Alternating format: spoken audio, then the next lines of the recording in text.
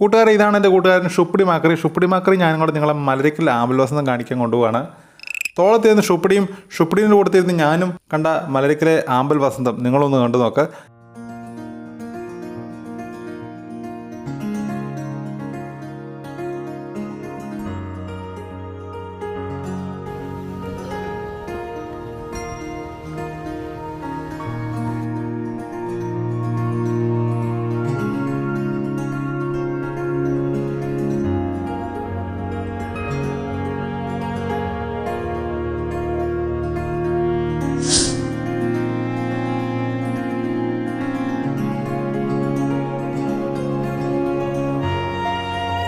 ഇതിനി 1 മാസം കൂടെ ഉണ്ടെന്നാട്ടോ പറഞ്ഞേ.